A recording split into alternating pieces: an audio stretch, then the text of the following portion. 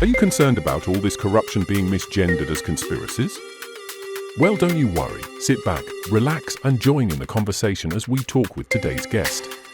Welcome to another LSB Film Productions podcast with your host, Chris Brooks.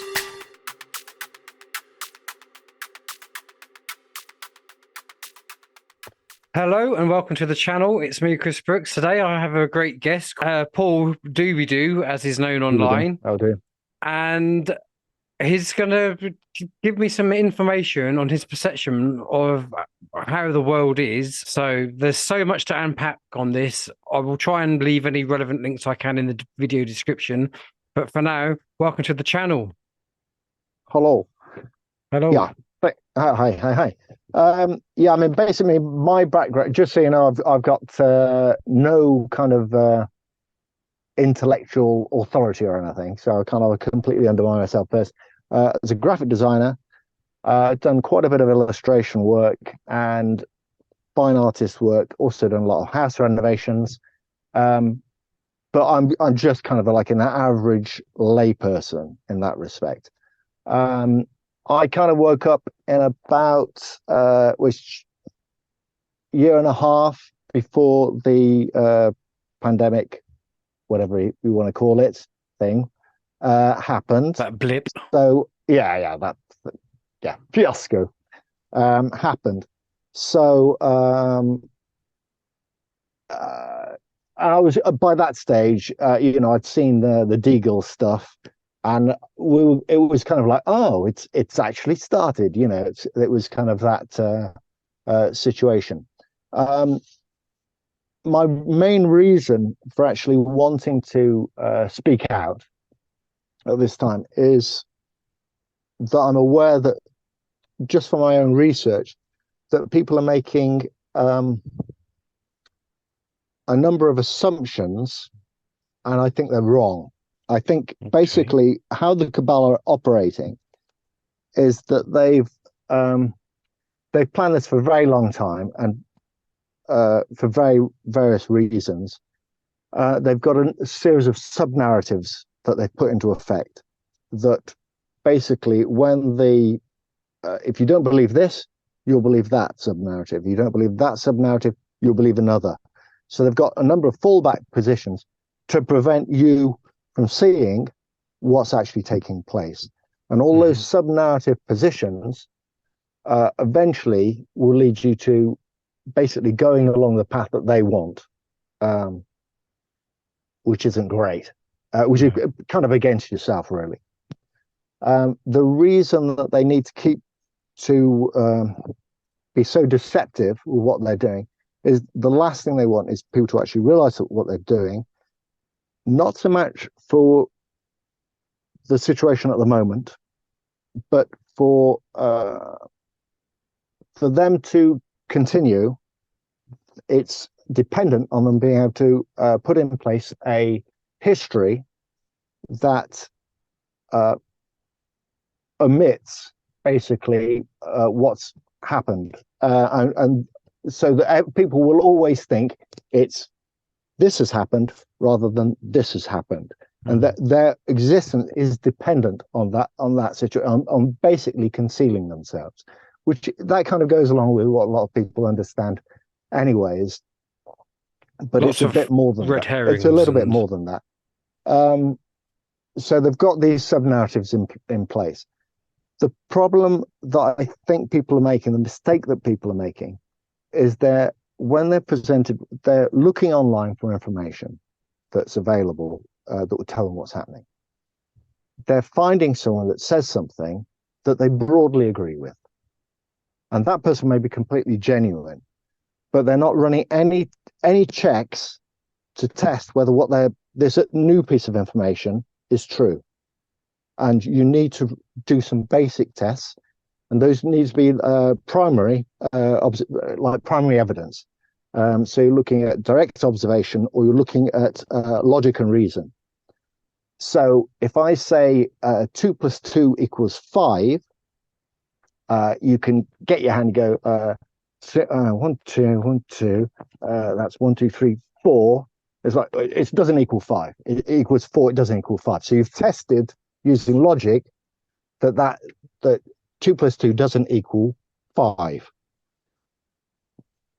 People need to do the same checks, basic checks, with information they're presented with. Also, some of the information that is out there being presented as basic facts that you would take to be true, and you've always understood that to be true. If you run basic tests in logic, you'll find that those aren't true. I mean, a case, an example I can give you is when I grew up, I was always told that Scott went to the Antarctic. He got to the North Pole and he found the flag of the Norwegians in the North Pole, and they realized, they'd be beaten to the North Pole by Amundsen. Well, you can see that that's not true if you actually think about it. How can that possibly be true? If I said to you, I want you to go and find this flag. You're not going to use GPS or anything, but I'll tell you exactly where it is, and you'll be able to find it. Okay. It's in the middle of Leicestershire. It's like, go and find that flag. You can't do it, can you? Because it's like a needle in a haystack. Yeah, but you're actually talking about the continent, an entire continent. So it's in the middle of the continent. It's at the pole in the middle of that continent, and they're going to find it in bad weather. So you know that whole narrative doesn't make any sense, because it's like, how could they go to that exact point and find that flag? It's complete garbage. I actually posted that point when I was on Facebook. Posted it on Facebook, and I had a relative of someone that had been on the expedition contacted me, and they said, and I was like, oh God, I'm going to have another meaningless argument with someone now. And basically, it was great, because he just said, like, yeah, I know it was fake. I know it was all a big con. I was like, oh, it was like great. It's like it's direct. Yeah, I mean, it may have been fake himself, but as I say, I mean, that's like a historic thing that took place, and you can check that it's not. Just logic will tell you that can't be true. Just can't be true. It doesn't make any sense. I think there's, like you say, there's many examples in history where you could come to that conclusion, isn't there? Yeah, there's quite a few. I mean, some of them are easier to spot than others, but you can't go by what a third party says and use that as your sole proof to what is taking place. Now, at the moment, we're being told that the climate change is taking place because of the CO2 thing. Oh God, I wasn't going to say CO2 because I think it's going to like flag up kind of things. Don't worry, I've mentioned CO2 lots of times. Yeah, I know, but they're not going to. It's just I've had problems putting this out before, and it's one of the things that they really don't like. But people will say, like, well, look, there's no the climate isn't dramatically different from what we've had before in previous years, and they're right. It's not we had bad weather and good weather before in the past. That's kind of normal. However, I think this is a sub-narrative that's been set up that's to trap people. This is where it gets complicated, because you're trying to talk about different things. The climate, I believe, is actually going to go off a cliff. It's going to go really haywire. But it has nothing to do with carbon dioxide. I mean, this is getting the manipulation. No, I mean, I used to think that it was that, and you've got people talk about the D wave and all this kind of thing. And the talk of atmospheric heaters and stuff like that, well, it's like it's kind of concocted, it's not true. It doesn't because it doesn't make any sense if you think about it. If you think that how would you heat the atmosphere from the ground with some sort of array of I don't know, beaming into the atmosphere? How would you do it? Because as the heat dissipates, you'd have an enormous amount of heat on the ground that you couldn't. That would just happen. You couldn't put that much heat out. It'd be like a heat lamp. The heat lamp itself, it would be very hot. It's very hot. It doesn't matter if you're trying to heat it over there. The source of that heat is going to be very hot. So you can't. I don't see how you could possibly do it. If you think about the volume of the air above, how could you possibly heat it from?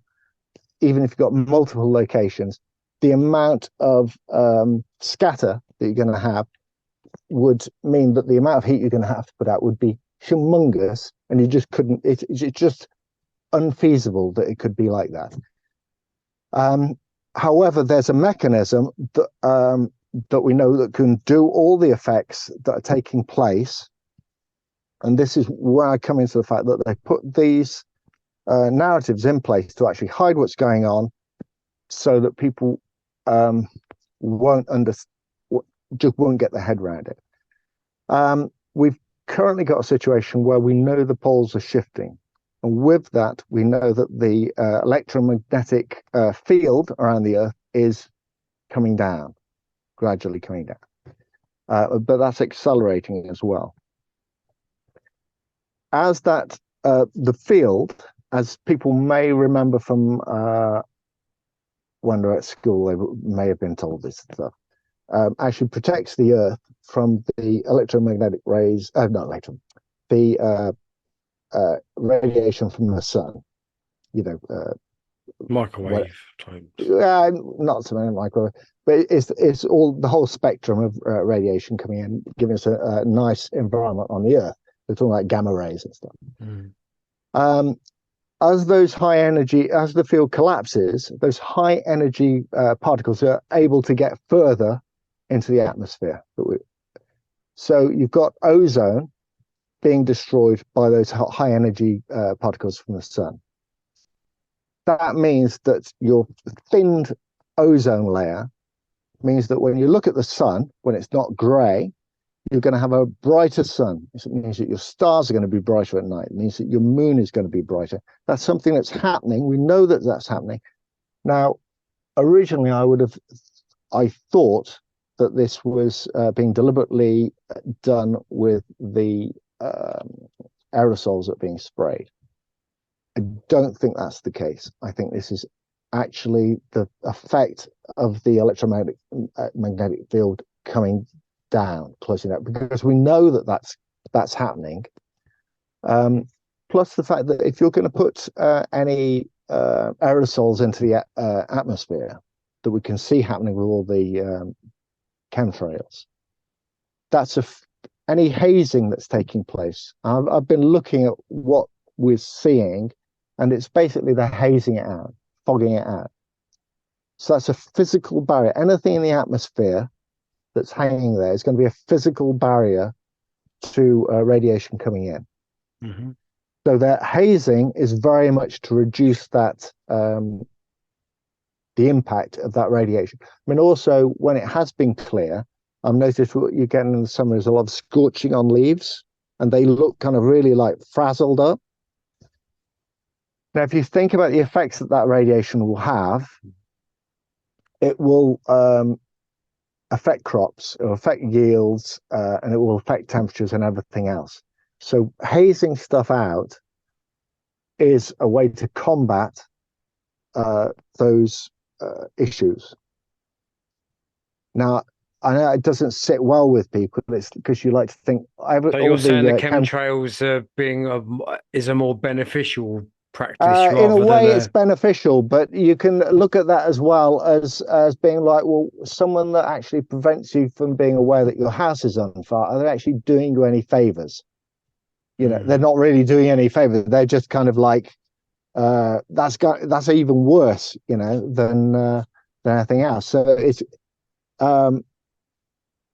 so that's seems to me to be what's taking place.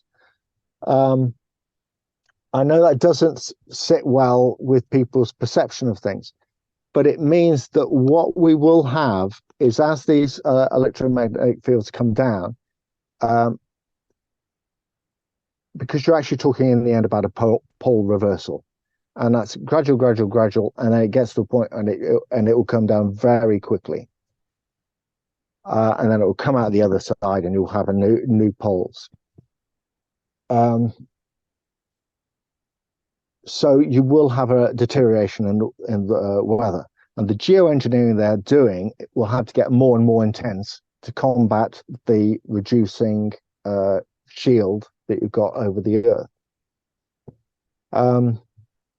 So that if you've got a mechanism that already explains both the chemtrails, the brighter sun and moon, why do you then need to create another mechanism that's going to explain the reduced ozone?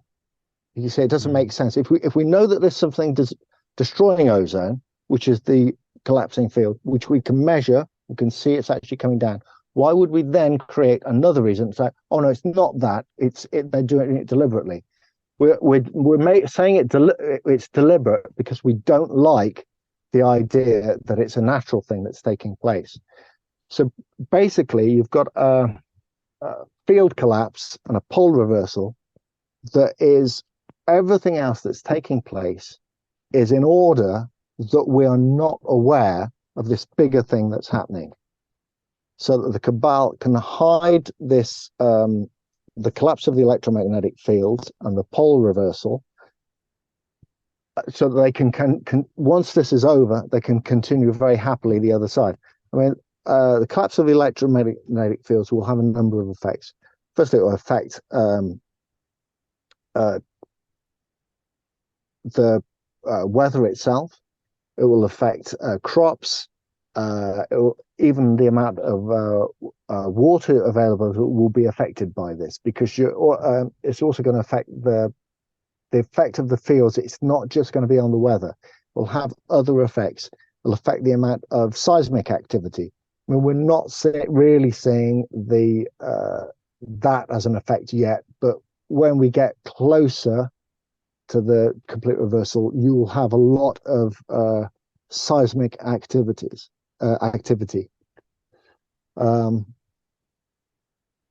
Yeah. There's things that we can anticipate will take place as regards to that. I mean, one of the giveaways when I was looking at this, that this is an issue that they've lied about, is the sun is meant to do a pole reversal every 11 years. Okay, in line with the solar maximum and solar minimum. Solar maximum and solar minimum is only a difference of 1,000th of solar output between minimum and maximum. 1,000th.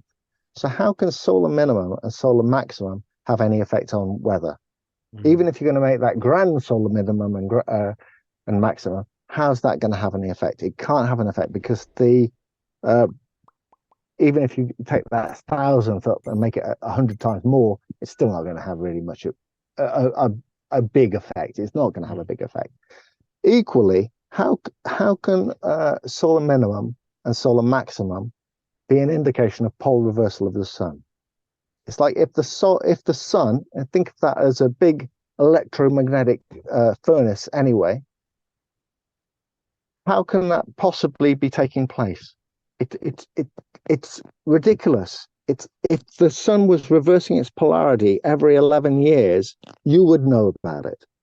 So that's telling you it's one of the things they've lied about. Another proof that the sun is not reversing polarity every 11 years is the fact that Venus has got a very thick atmosphere. It's 100 times thicker atmosphere. It's almost like a liquid, the atmosphere on Venus, than the Earth. How could it possibly retain an atmosphere if its electromagnetic field is supposedly induced by its orbit around the sun? I think one of the biggest issues we're going to face here is that a lot of people don't believe the science and the space and the NASA and. Well, I mean, that's another. I mean, if people have a problem with that, the whole thing is, kind of tune out. But I can give you example to proofs with that. The point is, Venus has got an is meant to have an induced electromagnetic field. If the sun is going through a 0 point every 11 years, that means Venus is going to lose its electromagnetic field as well. So how's it going to retain an atmosphere? It can't retain an atmosphere. So the fact it's got an atmosphere is in itself is proof that those two things can't be true. So so then you have to say, well, why have they lied about the electromagnetic field of the sun reversing every 11 years? Maybe they've lied about the electromagnetic field of the sun reversing every 11 years, because if they were to say that it basically follows that same flip as the Earth, people are then going to spot that this is a cataclysmic cycle. And an electromagnetic reversal of the sun is going to be bad news for the Earth. If you just imagine a magnet under a sheet of iron filings, what happens to those iron filings when you flip that magnet underneath? You know, you see an effect on the surface. So it's really, this is the problem I've got. It's a lot of information. It seems like I'm kind of bouncing around all over the place.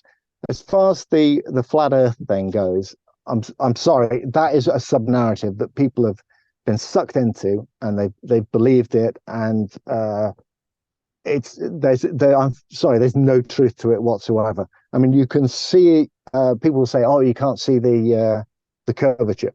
And I'm looking at that now. The sky, I mean, it's a cloudy day, but you can see the curvature all the time because you're seeing it in the curvature of the sky itself. You know, the sky looks different from below than it does from from an aircraft looking at it from above. The cloud cover looks different.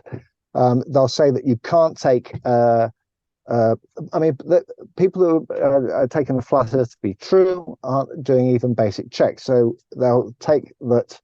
Oh, you can't do a flight between cities in the southern hemisphere. Well, I went on LATAM Airways, and I saw that I could book a regular flight from Auckland, which is New Zealand, to Santiago, and there's other flights available. Santiago is in the middle of South America, and the people have videoed themselves getting on these flights. So are you going to say that those flights, well, they just pretend that they're available, but you try and book them, they're not actually available. Well, I got to the point where I could actually book that flight. I just had to click on it, and I would have booked the flight. Was it a one-way, as in a non-stop? That's a direct flight, a direct flight. So people go and check if those flights are available, because I've checked a couple of times that those flights are available. They're available. There are lots of other checks you can do. I mean, if the sun is, I don't know how far above the Earth people who believe in flat Earth, they think the sun is above the Earth, but it travels roughly about 1,000 miles every hour if it's vertically ahead. So 1,000 miles away, it's going to be vertically ahead in an hour's time. Okay. So that means when you're looking up at it midday, it should be a size. Then an hour later, you're looking at it, and it's 1,000 miles away, so it should be smaller. Okay. So, do you see the sun reduce size as it gets to the horizon? Because usually it looks pretty big when it's on the horizon. To me, it looks pretty much the same size as when it was directly above. You see what I mean? It doesn't bear. I mean, if you're telling me that the perspective doesn't apply to the sun, and then if the Earth is flat, why does the sun disappear at night?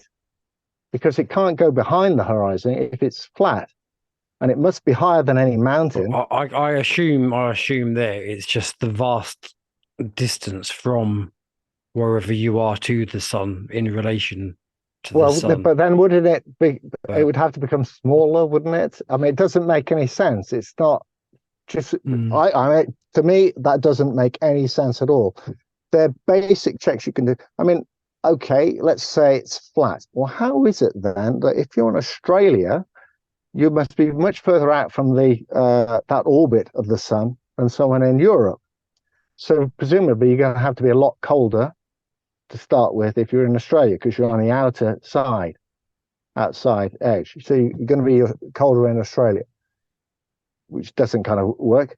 Also, it's like your distance from the point where the sun is setting, that's going to be equivalent of the distance from someone in Europe at the middle of at night, in the middle of the night. So it's like, hang on, they've still got the sun visible in Australia, yet it's the same distance, or actually further than at night in Europe. Do you see what I mean? It's like at one point that you're saying that distance is going to cause it to be dark, but in Australia it's going to be still light, where it's probably even a greater distance. Doesn't make sense. It's not coherent.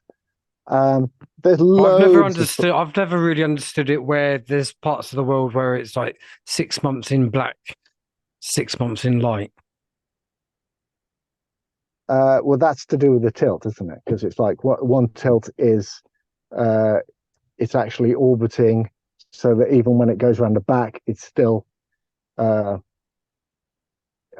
mean, that's basically it. It's basically you're still able to see the sun because the tilt is tilting you so that the sun is above the horizon. That's basically it. And then on the other side, when it's the other way around, you're tilted away from it.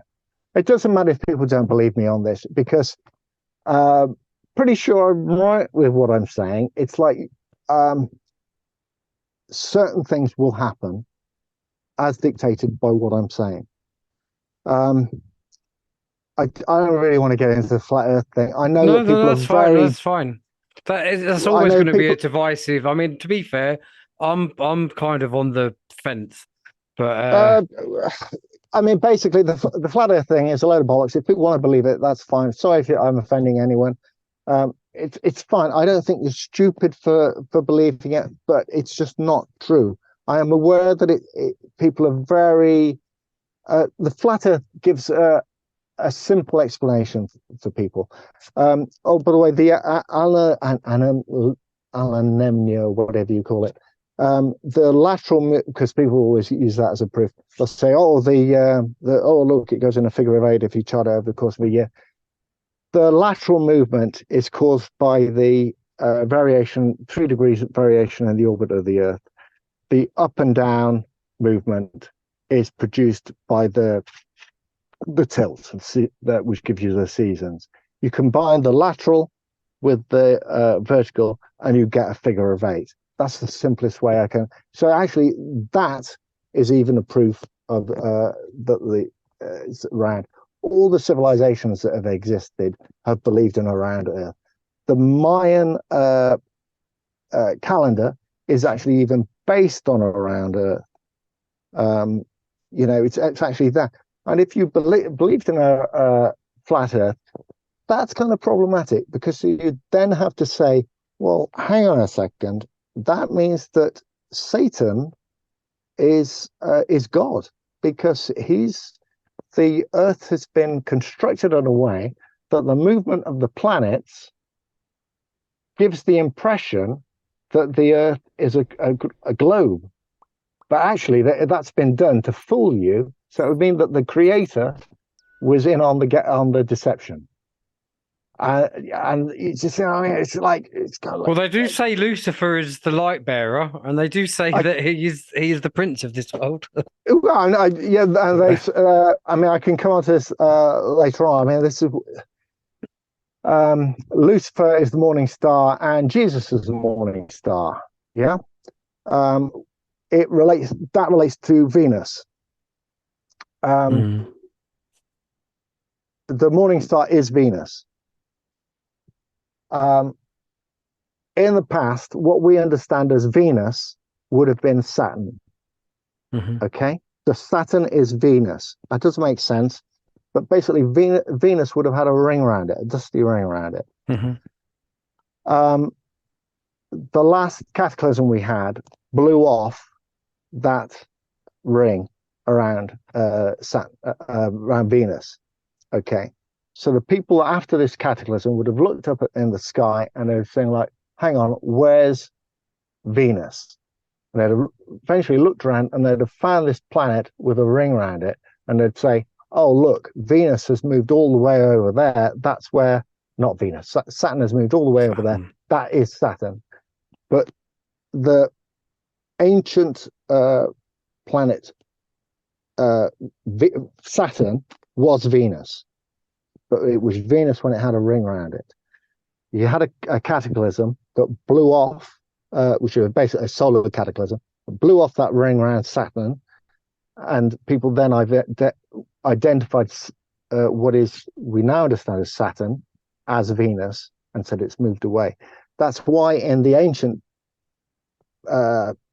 period before the last cataclysm, people said that there was no Venus, and Saturn was much closer to the Earth. So Venus is basically Saturn. Okay. Sorry, this is so jump. I know this was going to happen when I start talking about this stuff. The satanic pentagram, let's take that. Yep. Is based on Venus conjunctions. Okay, and that is the Mayan calendar. That's why I say it's actually a basis of the Mayan calendar. People look up the Venus pentagram. Basically, it's formed by conjunctions. If you plot those conjunctions in order, you'll get a pentagram.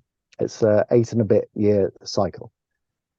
If you multiply that up into the 40-year cycle, you'll get the it'll also give you the lotus flower, which is symbol of rebirth. So then you had to say, well, why is Venus so important that it formed the basis of the Mayan calendar? Why? And that the outer orbit of the planet gives you the circle that's around the pentagram. So the pentagram is definitely the Venus cycle conjunctions. Okay. We've also got Passover, which relates to the passing over of Venus during a conjunction. That kind of so that's another relates to cataclysm. In what people's understanding is of past events. Does that kind of make sense? No, So yeah. So okay.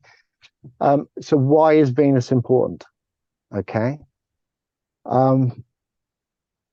Why Venus is important is because as these fields collapse, and we're not just talking about Earth's field collapsing, we're talking about the sun's field collapsing down. Venus, that's the field of all the major bodies in the solar system is going to collapse down. It's going to move from the upright to the horizontal. As those poles move towards points on the equatorial. Okay. At that point, the sun will start. Well, before it gets to that point, it's going to start throwing out an arc that's going to hook around Venus, and it's going to spiral back in. To a certain extent, it's going to do the same thing with Mercury. Venus will stream off a bit of atmosphere that will hook around the sun, so you get this nice little spiral arc. We're seeing it edge on, so it's going to look just like a kind of gentle arc. Now, in the Bible, in Revelations, you've got the two witnesses. And it says that they'll be witness for 3.5 years, and they will tell the truth. And basically, that is referring to the planets Mercury and Venus, but really mainly Venus. And it describes that they will be fed by the golden oil of palm trees. So if you imagine when you see Venus, usually it's in the morning or evening as a bright star, and you've got that trail going off towards the sun, and you're going to see these arcing swoops going down towards the horizon. So that's going to give you the two palm trees. That's what it's describing. Okay. So it's actually in the Bible, it's actually describing features that you'll be able to see. Now, the Cabal are probably going to haze out the atmosphere, so it's just you're going to struggle to see them. They're going to be there, but whether you're going to be able to see them. You're also going to have a change in the sun in the terms of the spectrum that you're going to get from that. I mean, it's going to move more into the infrared anyway, which will give us actually those that last period before the before the sun micronovas. This is where it sounds go crazy. It's so bonkers. Before the sun micronovas, it will get kind of very hot and a bit unpleasant towards that bit when that happens. We're looking at a date around about 2033, I believe, early 2033, when the micronova event is going to happen. So it's going to be quite a hot summer that year then. It will be quite, there's going to be other things going crazy anyway. But what I'm saying is that it's so barking mad. I must be the maddest kook.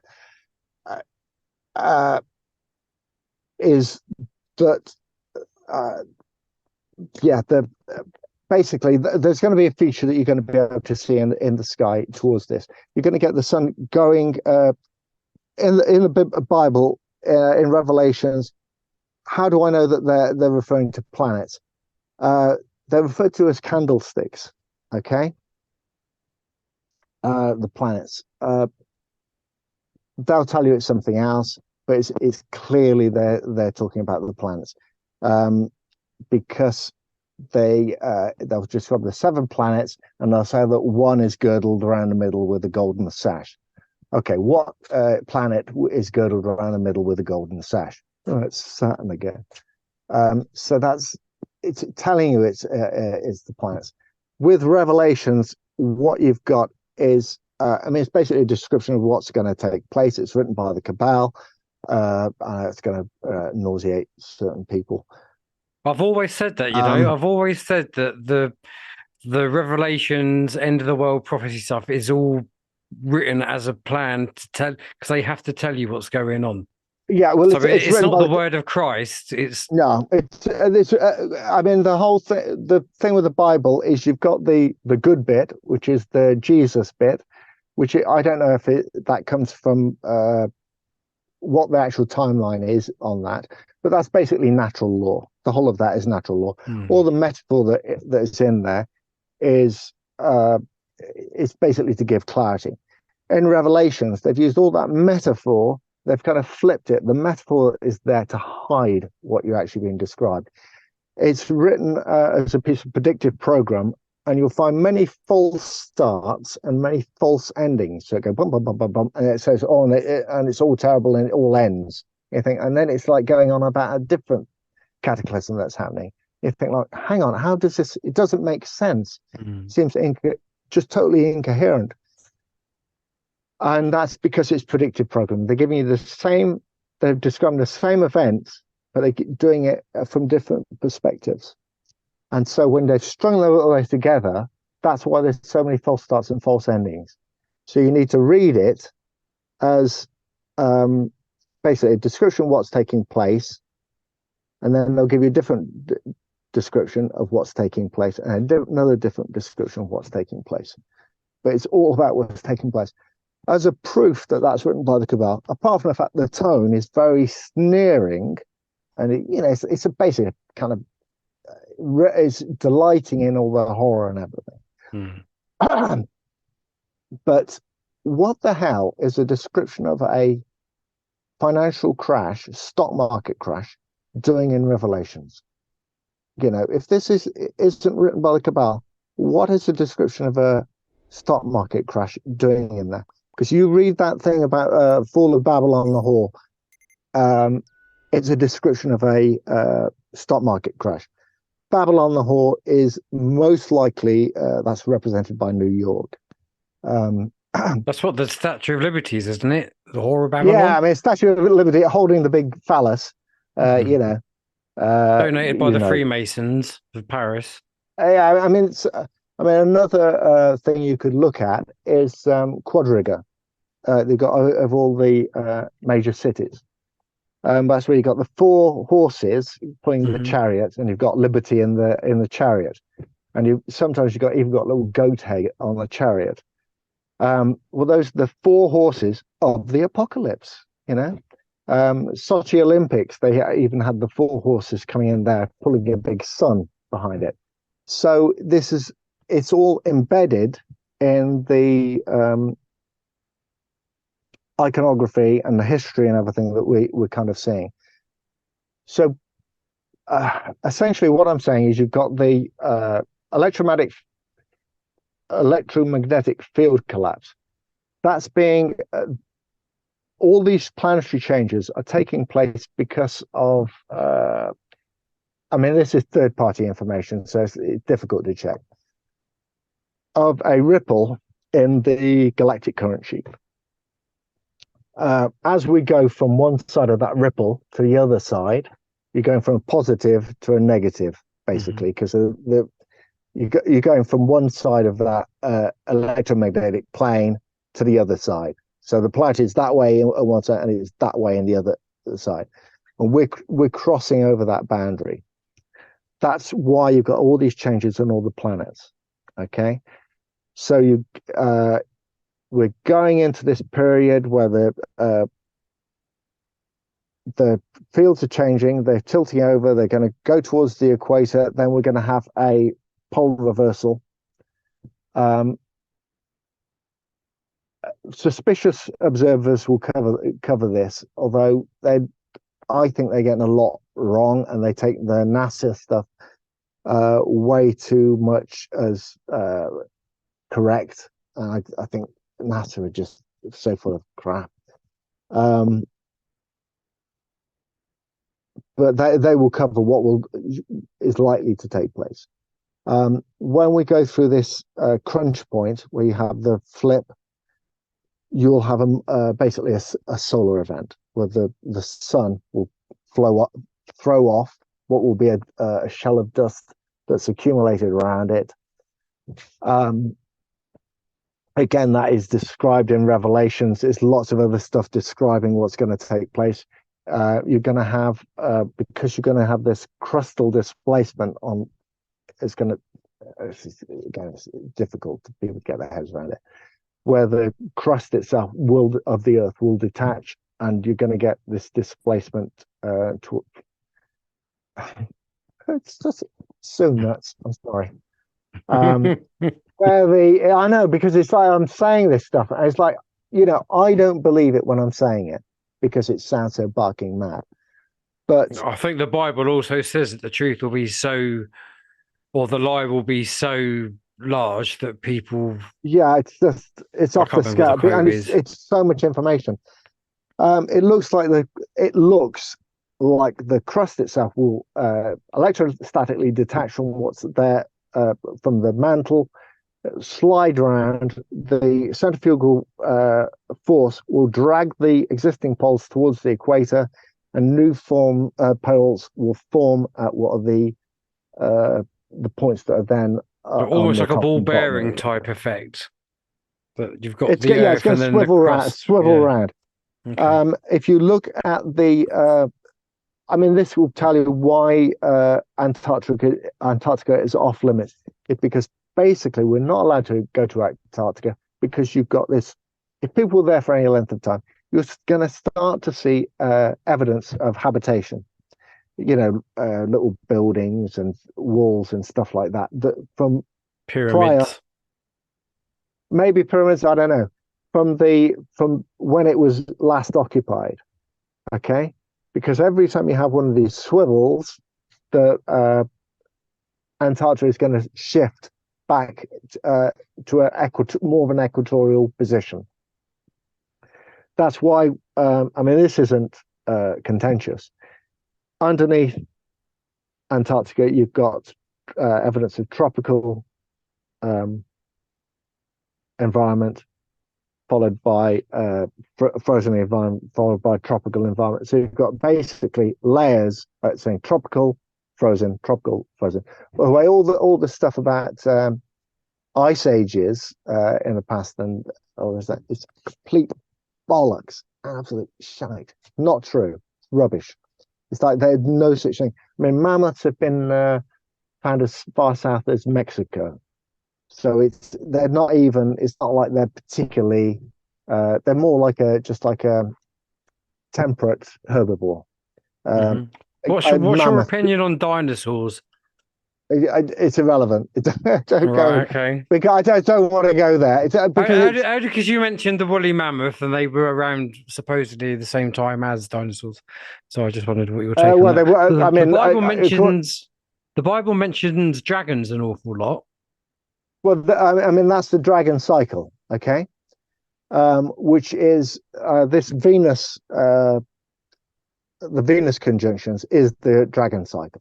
Okay, Okay. and when people talk about the dragon appearing in the sky, they're talking about this big arc that's going to appear from Venus going towards the horizon.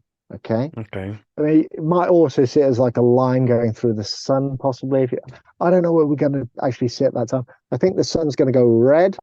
The four horsemen of the apocalypse, that refers to changes that will take place to the sun. So at the moment, you've got white, the white horse, which is the bright sun that we've got at the moment. Then you're going to have the pale horse, which will be basically a dimming of the sun. Then you're going to have the red horse, which will be the sun will become redder as we approach that micronova event. Then you have the black horse. For about 3 days, the sun will basically it's going to more or less close down the light coming out off the sun. You're still going to have a lot of infrared because the spectrum will go towards the infrared. So it'll be hot, but you're not going to have it's not going to be a bright sun you're going to see in the sky. It's going Then to you're be going a to have the humid, horrible, sticky. well, this is 3 days. At that point, I'm just aware of how nuts all this stuff sounds. At that point, I mean, this is probably going to be 2033. People need to be aware of it. And you need to be getting into some sort of shelter. When we have the micronova, you're then going to have a big wall of water is going to come across with the crustal displacement and a big tsunami, which will be fairly kind of unpleasant for people. Then after that, you'll have the survivors from whatever's taken place. The crust will have shifted around, so you'll have a new heavens and a new earth. I mean, the surface of the earth will be completely transformed by that event. It's which again, that's kind of in the biblical source. Now, I tried to look at and get a time frame of how frequent these events are. It looks This to is. me like, God, yeah, I was it going to looks to me say, like go on, go on. it looks to me like you're looking at a 2,600 to 2,800 year cycle on it, which is like Okay. vastly shorter than what suspicious observers will talk about 12,500 year cycle. I think it's miles out. It's 2,600, 2,800, somewhere around that order. The reason it can be relatively, to pin it down to that sort of time scale is because you've got geology now is coming up with evidence of, I mean, they're called excursions. Basically, they're looking at geological sites and they're saying, like, well, the pole has shifted from this position to this position, and they're using it as a dating thing. Well, if they're picking that up on archaeological sites, that means that you are having some sort of pole reversal taking place, and that's kind of in that area. Also, you've got the iconography of Egypt records I mean, if you look at the figure Ra, you've got this big red sun, above its head. Some of the other icons and headdresses show these planets with tails coming off them, which is also telling you about the micronova and stuff. You've got the cartwheel that's in the Indian flag. Well, that's the kind of cartwheel that you'd expect when you actually have this micronova and the dust shell that's getting blown off. It will give you something like a cartwheel. You've also got the Rome was founded when Saturn was supposedly closer. So that's giving you a time scale as well. And so a 2,800 year cycle is going to be closer to, I think that's about right for where it is. In fact, when I was actually trying to narrow this down, I was getting, the dates were getting low, closer and closer. I thought I got to 2,600 years. And I think I don't want to go any closer with this because this is getting kind of silly. But it's 2,600, 2,800 years, somewhere around about that period. I think that's how regular you're looking for micronova taking place. So they're extremely frequent. I mean, if you think about it, you've got lots of big buildings, flashy buildings that are produced in ancient times. We don't really have anything major that was produced more than about that sort of length of time ago. And do you think that's what happened odd. to Tartaria? You've heard of Tartaria, haven't you? The lost Yeah, civilization. So do you think that's how they come to their demise? If you look at the Old Mother Shipton prophecies, you'll see that there's actually two cataclysms that she describes. Now, people have said that the old Mother Shipton, she completely up the creek and is a load of rubbish, because the first cataclysm she describes is the middle of the 1800s, and clearly we didn't have a cataclysm in the middle of the 1800s, so it must be complete nonsense.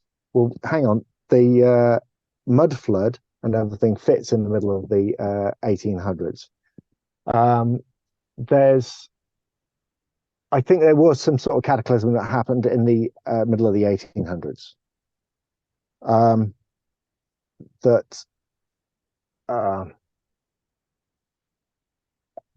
And now we're going to have the second cataclysm that Old Mother Shipton described, which is the bigger cataclysm. So what I mean, in that document I sent you, there's a lot of stuff. Well, a certain bit on the mud flood in there. Yeah, I think there was some sort of deluge that took place. I think the end of Tartaria. I mean, basically, what you're looking at is they did a hatchet job on the history as well. The date that we understand as being today's date as being 2024 is most likely the actual date is I sound loony again. 1024. Today's date is 1024. Haven't even had the Battle of Hastings yet. Battle of Hastings, 1066. Okay, when was the Julius Caesar? When did he invade Britain? 66 BC. Not 66, 55 BC. Okay, what they've basically done is they've taken one event, invasion of Britain by Julius Caesar, and they've turned it into done a bit of tipexing on the books and everything, all these monks scribbling away like crazy. They've turned it into that the Battle of Hastings. And if you looked at the lots of books, you'll see that the date is written as ADI or ADJ, and then whatever the date is. Okay, and that carried up. A lot of the publishers were aware that they'd done this thing with the date. I 100% believe that, by the way. What they basically did is they changed the I or the J to a number one. They said, oh, that's actually a number one. So that's why you've got the comma there, because that was to separate the ADI or ADJ. I for Isis, Hail Zeus, or I for Jesus, Isis, same thing. and then comma, and then the date. I mean, there's even some books which have got ADJ, and they in the text they'll actually say that the date is that date without the J there. It's 500 and 75 rather than 1575 on the cover. So that basically what they've done is they've added 1,000 years to the chronology.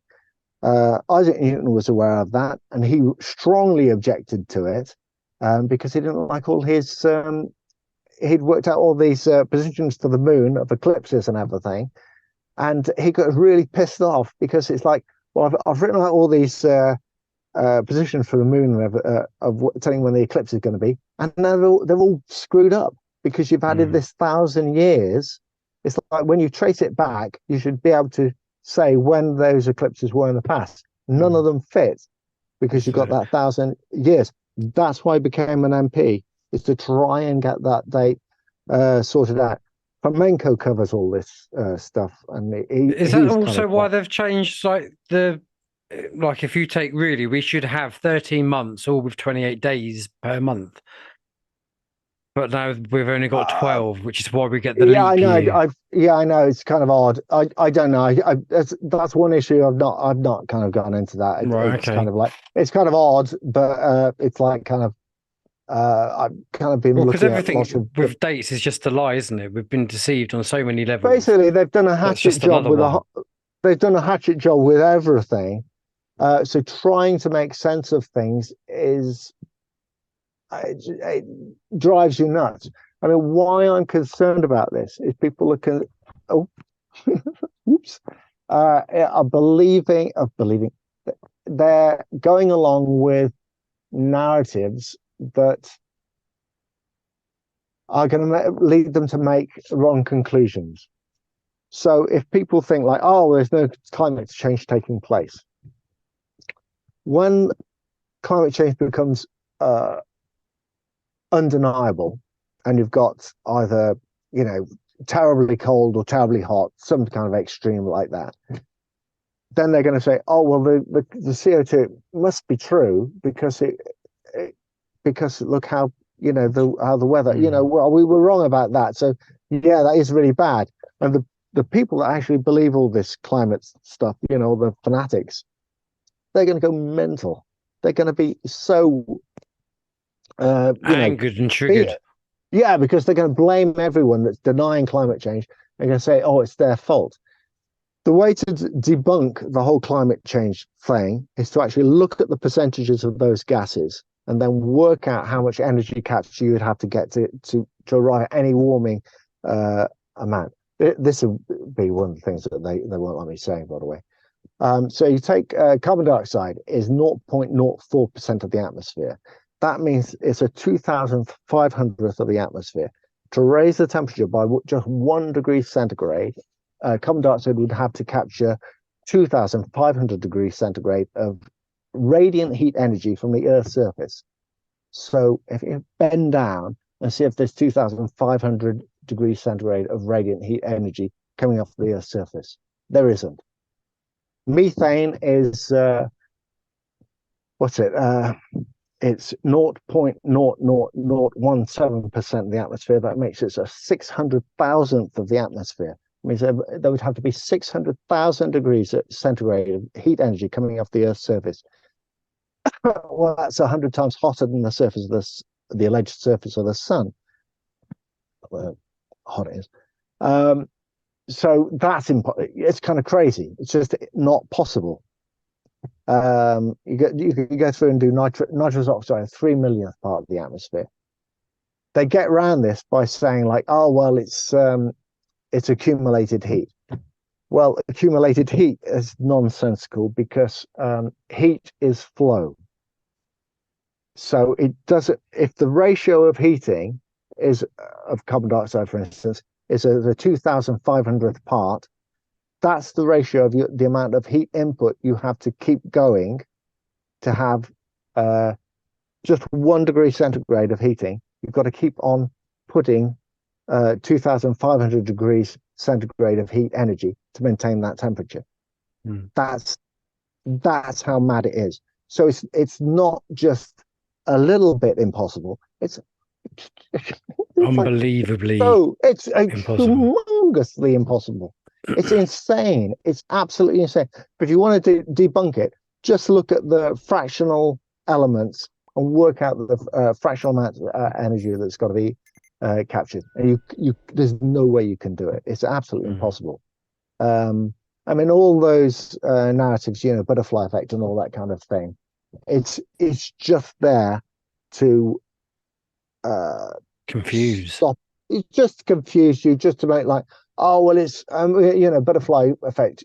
When you actually discuss this with people, they'll say like, oh yeah, well the flap of it's like, yeah, I believe in the butterfly effect. Yeah, the flap of a butterfly wing could cause what you believe. The flap of a butterfly wing can cause a hurricane in Texas. You literally believe that, do you? You literally think that's true. It's like, if I stamp my foot, will I cause the moon to crash into the earth? It is insane. It's just mad. But I've argued with people that are sort of scientists on this. I've kind of said this to them, and they will go hysterical when you actually sort of say, look, well, work out the fractional amounts of energy you have to. They'll go absolutely ballistic. They I mean, one of them actually said that they didn't understand thermodynamics, but didn't matter because I'm just like, well, hang on, you're a climate scientist and you don't understand thermodynamics. That's almost like saying like it's like I know nothing, but I'm right. It's stupid. But I'm not. The fact I'm saying, look, I think people are thinking that, oh, it's all a great reset, and what they're trying to do is take over the world, and basically that's what everything is about because they want to control everything. Does that narrative make any sense? Because it doesn't make it, to me, that doesn't make any sense at all. How does that make any sense? I can understand it from a point of view where people like Klaus Schwab and that ilk of people are psychopaths. And so I wouldn't necessarily expect any of that to make sense to somebody who is normal. I don't particularly like the word normal. So that's basically saying that they're kind of evil, so they just kind of get off on that. But it's like, well, hang on, they're psychotic. But they've planned it for a very long time, and if they just wanted to control everything, why would they do something that would actually make everyone be aware of their existence? Doesn't make sense. Double bluff? I don't know.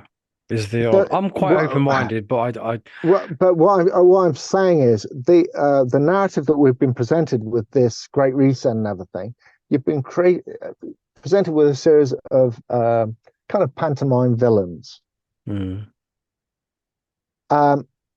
that's so you believe that they're evil and they're doing these things. I'm not saying they're not evil. The whole thing isn't evil, because I think it is. I think maybe from the white hat perspective, it's everything's a pantomime, everything's a show. And so these things are being shown to us in order to wake people up. People have to be shown stuff. I don't buy into the white hat thing, I'm afraid. Okay. There isn't any hero that's going to save anyone. Okay. No. Sorry, but I mean, Trump, the guy that kind of what's he like? His famous line, what was it? You just have to grab their pussies. That's where he's talking about how you introduce yourself to women. You just have to grab their pussies. If you actually think that he's kind of a Christ-like figure who's going to save everyone, is like, no, that's. No. I don't believe he's there to save. He's just He's a player. He's a pawn. But all these people that have been put in government, you've got all these unlikable leaders that have come into power that basically seem like dimwits. They're put in power so that we can hate them. It's to make us divide and feel rule. because again, it's a sub-narrative. If you want to deconstruct, basically what they're trying to do is to deconstruct everything so that your collapse in the food supply will be shown. They will hide genuine collapse of the food supply by collapsing that you making you think that it's something that's been made to happen. They will hide the increased radiation by having these wars that they're going to introduce, and that will hide the radiation. Everything they're going to do is to hide something else. They're going to get rid of air flights, because basically once these fields come down, you're not going to be able to fly anything high because the density of the air. Well, no, it's not going to affect it like that. It's going to be the electronic components are going to be too vulnerable to just crashing while the planes aren't going to function in that kind of environment. It's just going to be too dangerous to put a plane. They're probably going to be they'll have planes that they will have to do the spraying, because they'll have worked something out for that, and the geoengineering is going to be very important for them. But regular flights that people can make, I don't think they're going to let that happen. So at every level, they've got a narrative in place to cover what people experience. If you look, they plan on stopping shipping as well, don't they? Yeah, I mean, it's all about they want to deconstruct civilization, pull it all apart. That's why you've got all this immigration coming in, why you've got all this crime coming up. If you wanted to put it in place, a totalitarian regime, how do you do it? Firstly, you have to smash everything that's there already. So actually having people believe all this, well, no, it's not genuine. It is genuine. All this natural law stuff and wanting to rip down the system and saying like, oh yeah, bring down the banking system and everything else. You're right. Yeah, we should be doing it, but it also fits their aims. It's ripping everything down.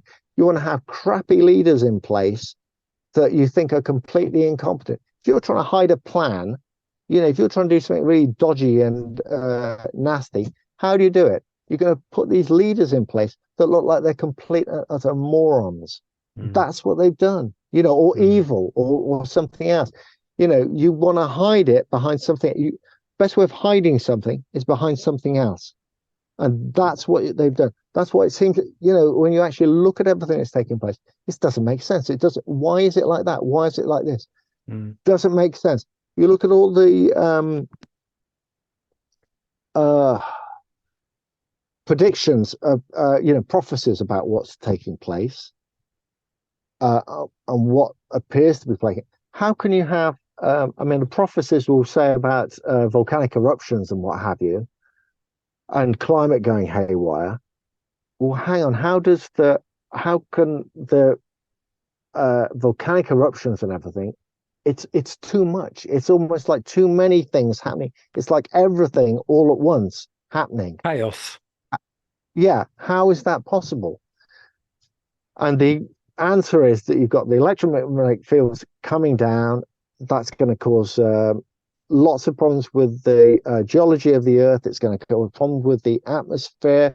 Then eventually you're going to have the sun go pop, and then you're out the other side. And that's going to be, everything will come back up, and it'll be great. You'll be into the new golden age, and that's fine. So at that point, the cabal will be coming in and they'll be rebuilding.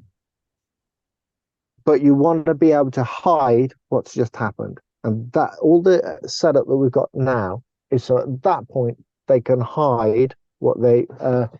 it's not about hiding that they've been wars and stuff like that. No, they're going to keep that. That's going to be part of the narrative. That they had all these evil dictators came in and everything else. That's going to be the narrative. What they are going to hide is the electromagnetic field collapse and the micronova. That's what they need to hide, because if people are aware of that, then the cabal would find it very difficult next time around.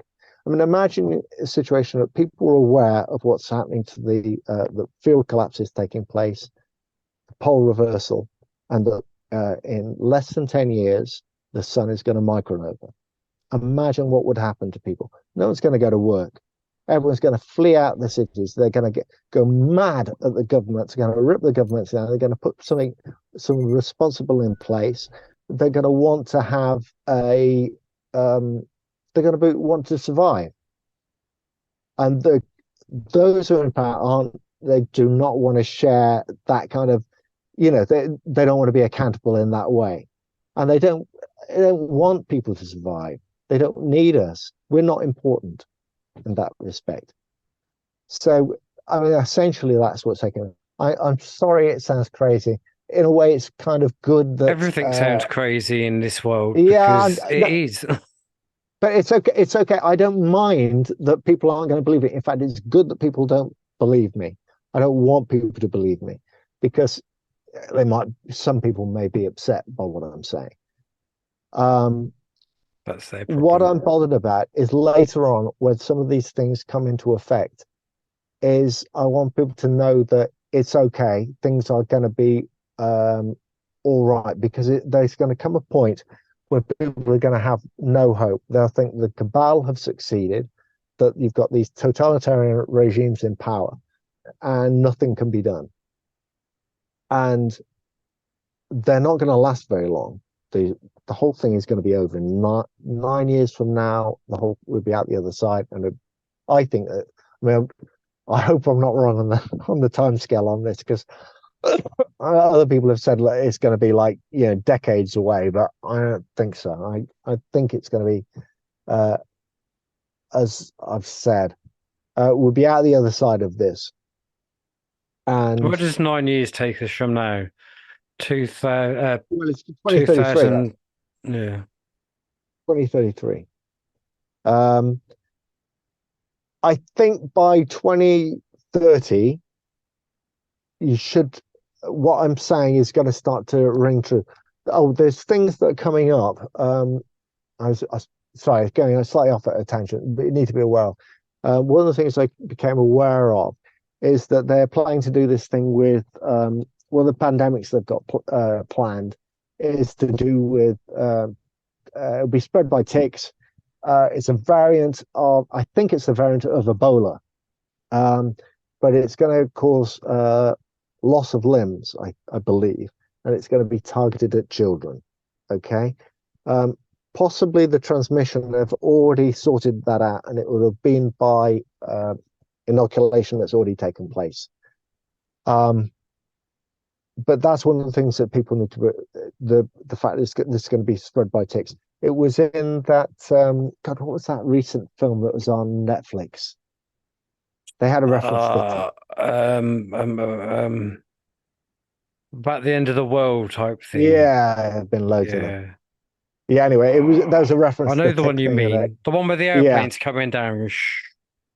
Well, I don't know. I never you watched haven't it. I just watched saw the it? Oh, clips of it. okay.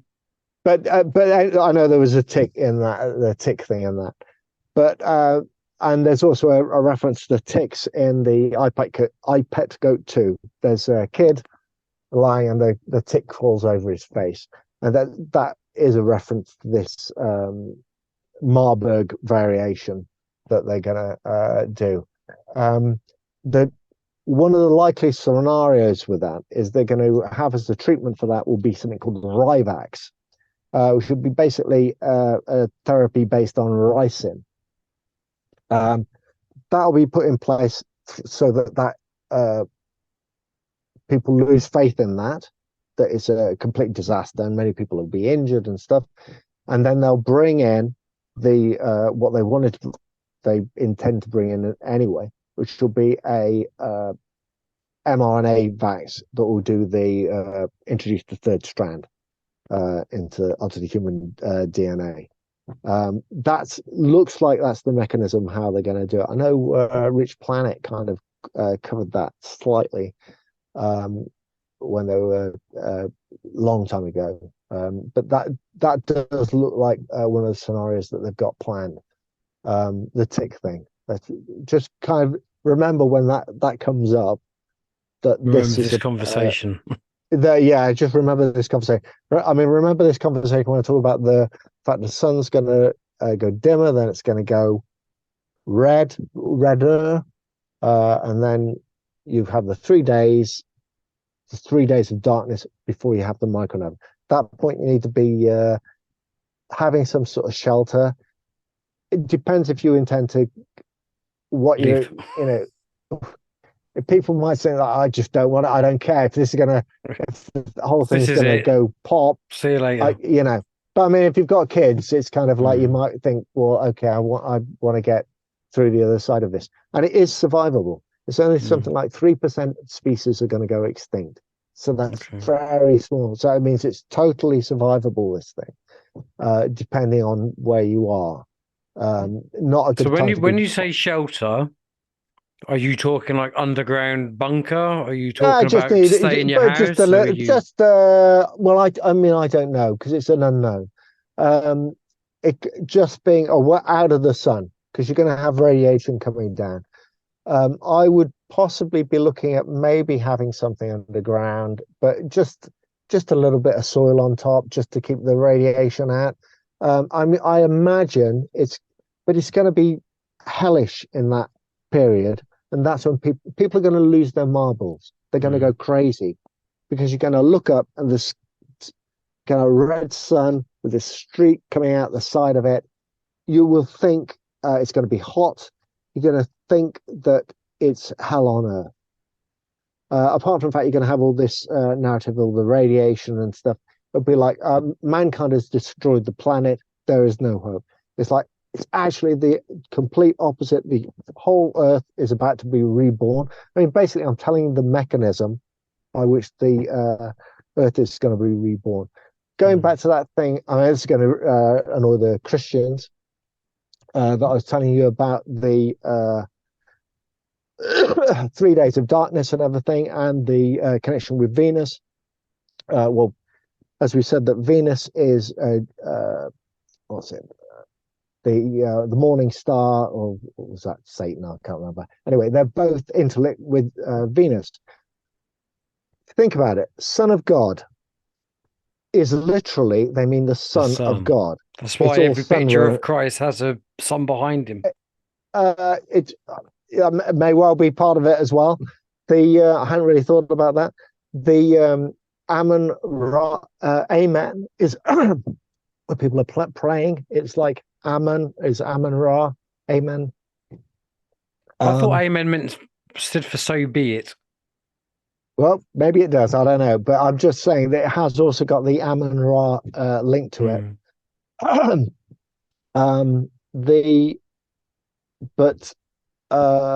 was I going to say? Jesus Christ. Oh, that's it. The 3 days Jesus spent in the tomb correspond to the 3 days of darkness before micronova. So the whole thing about the micronova event ties into the biblical story about Jesus's life. Go back to Revelations, and it says that Jesus will come back and he'll reign for 1,000 years. Okay. So if Jesus died, if we're saying that 1,000 years have been taken off the calendar, okay, so the date isn't 2024. 24, it's 1024. 1024, okay. How old was Jesus when he died? 33. Okay, 33. So what date am we looking at? 1033. 1033 micronova. Do you see what I mean? 3 days of darkness, which is the 3 days Jesus spent in the tomb. Okay, do you see how it kind of like it's basically they've. I'm not saying it that works on an astrology level as well, doesn't it? Though. I don't know. I mean, you tell me. The shortest stay. So when the crucifix is the crux, as in the star pattern, and on the shortest day of the year, like what is it, 21st of December, that the star stays there or the sun stays there. So it's like the sun dies, and then after 3 days, the sun will start to move around again. Okay. But, yeah. Okay. No. I mean, this is my interpretation of it. Yeah. I'm not trying to piss anyone off or anything like that. I mean, I would also say that the Jesus figure, I think, is a real figure. So I'm definitely not. But what I'm saying is they've embellished it with all Yeah. this other stuff. The cabal have embellished Mm. it with all these hidden meanings that are there, and to put it into a time scale. That's why they've done this jiggering around with the dates and stuff. That's why it's taken 1,000 years to actually conceal it again. So the date of micronova, you've got a specific date there for micronova. And you actually look at all that terminology, that I mentioned before about the Passover and Mhm. everything, which is again, that's coming around that sort of April sort of time and everything else. It's relating to this 3 days of darkness, 3 days Jesus spent in the tomb. Then he kind of emerges from the tomb and reborn. Okay, so the micronova is the rebirth of the earth and everything. You're talking about land. Some land will be sinking, some land will be coming up. The earth itself will be completely, it will be, even the heavens will be different because you'll have this displacement of the earth will take place as well. I know it sounds fantastic. It sounds fantastic to me. And it's like, when I'm talking about this, I don't really believe it because it doesn't seem, but the thinking part that's sort of like saying, it's like, this is what it's saying. That's what it's saying is going to take place. Mm. So I know that. So I'm kind of like, uh, I can be wrong, and I can be wrong about this. I can be completely wrong, and it's not going to. I don't care if it's great if I'm wrong. I'll be delighted to be wrong on this. But it looks to me that's what it's saying is going to happen. And it gives a complete explanation of all the things we're seeing take place at the moment. It's that kind of thing. Yeah. I've not done a good job talking about this Where do because you it think these does. tsunamis are going to happen? Is that going to happen globally, or is that going to? That's. I mean, you're talking about water going completely over continents. Okay, um, Because that which is seems why like you've got. quite a few people would die, Oh, it's going to given be. given those. Oh, I mean, if you go on the New Earth channel, and they give a lot of the. I mean, I haven't been able to get in touch with Sylvia and talk to her about any of this stuff, so she doesn't know about the stuff I'm talking about. But she's compiled all these prophecies and goes through them all. And there's I mean, they're really good to listen to, and it will give you more background. When they talk about Japan sinking, for instance, what have you, and they talk about what's going to happen with some of the wars and all the setup that I mean, I've been listening for a couple of, since I've been on there, is as what you're seeing being positioned, everything being put in place. Um, it's just about being aware of what could be happening. And as I say, yeah, okay, it's very scary and everything, but most people are going to, let's be honest, most people are going to kill themselves. It's not a question of them being wiped out by the tsunami or anything. As we get into that last month, people are going to be going nuts. They will be going crazy. Um, yeah. Um, and I do think there's a big supernatural component to what's going on as well. So if you're going to survive, you'll be okay, you'll be looked after, and you will survive anyway. And just being aware of this stuff, the fact that you've been presented with this stuff or had the opportunity to go down and try and find out about this stuff, that's already your chances of getting through it are much higher. 3% of animals don't make it. So that's the chance of actually getting through it are really good. If you're not completely stupid, there's good chance of getting through it. When the micronova happens, there'll be a biological shock from that event as well, and some people are just going to drop down crowed. I believe you're going to have a weird gravitational effects happening when that takes place as well. Again, that was echoed in that film that you would have watched. Um, the this yeah, on paper, when you actually look at what the micronova will be and this pole reversal, you would say, well, nothing can survive that.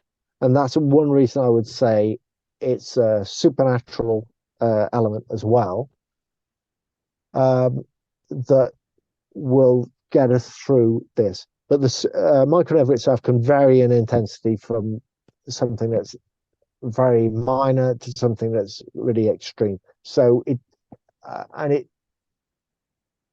it's not a fixed thing. It can be, it might not even happen. I can say all this stuff and it might not even happen. I think it's going to happen. I'm pretty sure this is what's going to take place. And I would like people to be Open-minded. I just know, huh? Open-minded. But no, I don't want people to believe me. I don't care if people believe me. It's great if people don't believe me because I can get on with life. But it's just when things get a bit scary, is to actually think, okay, this is I think I know what's happening, and it is going to be okay. I mean, certainly I can only speak for myself. But if I thought that the world was coming to an end and we'd destroyed the planet and that was it, and everything was terrible, it's war, and the world has turned into hell, and it's death everywhere, and that's it, then I would feel quite depressed about this. It's If you going to then be like how realize, people were when they done War of the Worlds, and people thought that was a real thing, and people were out giving their houses away because they genuinely thought they were being taken over by aliens. I can yeah, I kind mean, of see and that's also, yeah, I mean, also we're only 9 years from what I'm saying I think is going to take place, and I as I say, I can be wrong.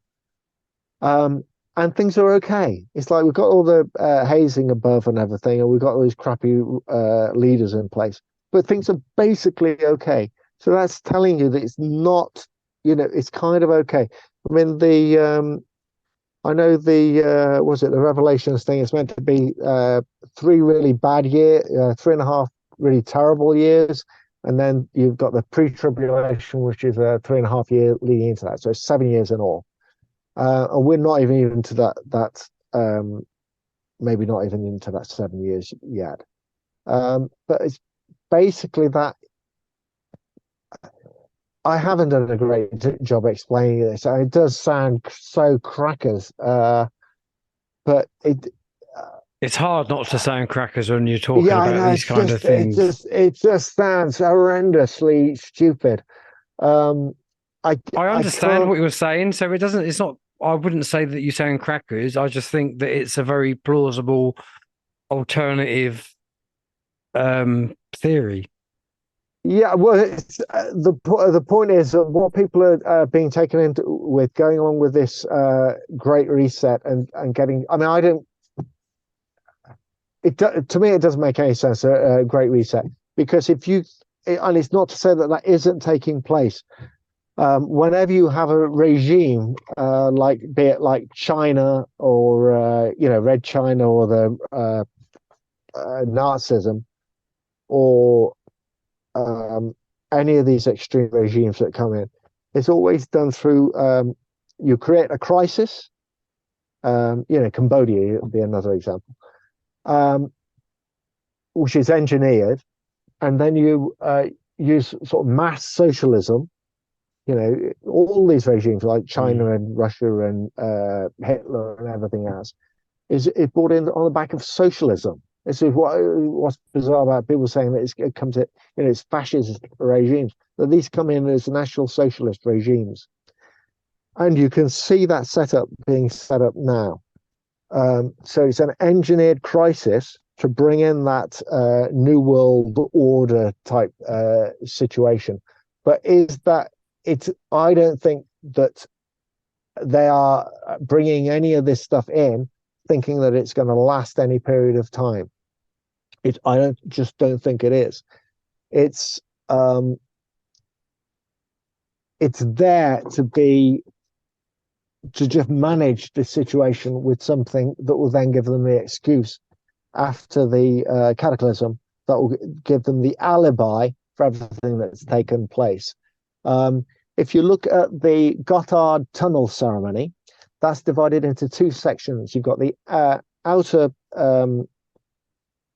the outside part of the ceremony, which concerns basically they're talking about what the function. I mean, it's all related to CERN. It's talking about the function of CERN. Oh, they give a potted history of the Earth in that as well. Uh, it's an overall view of the Earth from the entities that came down. They created the humans from the DNA mucking about, and basically going through the different periods going on, and Like then the right up Nephilim. to yeah, I mean all that kind of. I mean it's all a bit of a jumble, all that stuff. But it looks like the human DNA was engineered, and you've got that funny little splice in the middle of the human DNA. I mean, plus the fact that I mean, was it Francis and Watson and Crick when they discovered DNA? You know that they went on and to sort of argue that it was proof that DNA was basically engineered. And that's Taking omitted. credence to a creator. Yeah. I mean, they're the biggest debunkers of evolution were Crick and Watson. And also the fact it's even indexed. You know, you've got this prime numbers that are incorporated into it. And the fact that DNA degenerates. So with the more times you copy something, you imagine you copy a piece of paper and you want to produce a picture of the Mona Lisa. If you select from those little dots and things on the bit of paper that are being copied, can you eventually produce something that looks like an image of the Mona Lisa on that bit of paper, just from the static that you're picking up? You could never do it. Yet the process of producing life is infinitely more complicated than that. So it's anything that's replicating itself over and over again, you get it will accumulate errors. Right, it's not survival of the fittest. It would be survival of the genetic mutation, and you're going to get more mutations that are damaging, then you'll get mutations that are are going to give you something beneficial. So all of that is garbage. But all of this is in that the outer part of that enactment that you've got at the CERN ceremony and the Gotthard Tunnel thing, the outside part. The internal bit of that ceremony is all relating to what's going on now. So you've got the outer bit that's about the general history of the Earth. And then you've got the internal sequence, which is about what's happening now.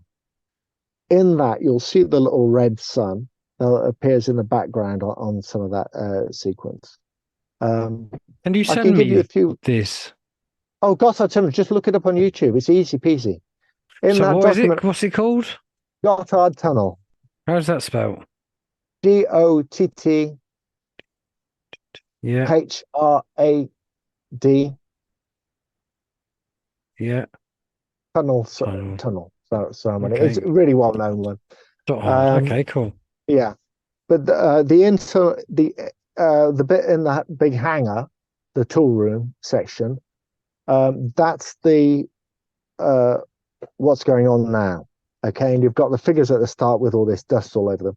In that document I sent you, I've done a breakdown of that, and I give you an interpretation of those different parts in the thing.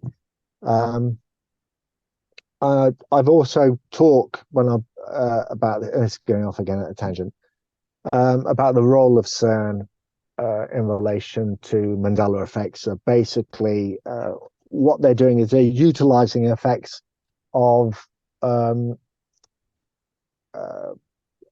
basically doing signals that are faster than light transmissions, and they've managed to do is send information back.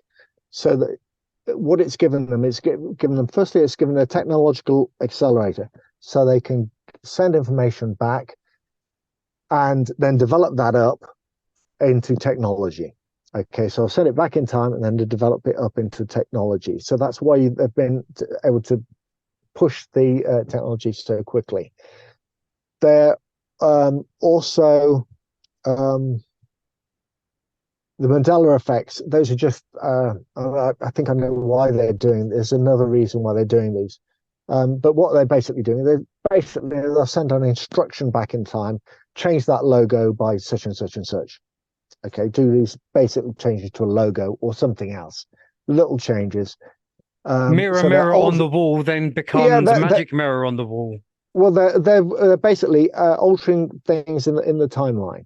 Now, the fact that we can remember those changes tells you that your consciousness is completely separate from your physical existence here, because otherwise they would change something in the past, and it would change our. We would change with it.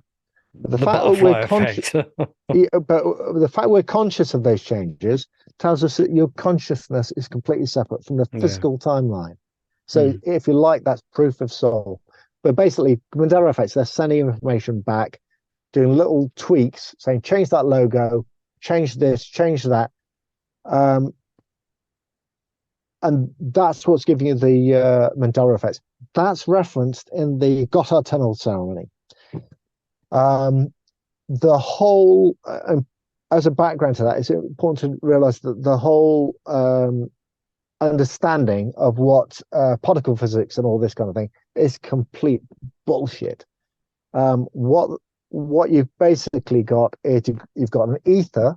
Now they rewrote what ether was, and they think like, oh, we're gonna make ether look stupid and ridiculous. So how can we do that? We associate it with spiritualism.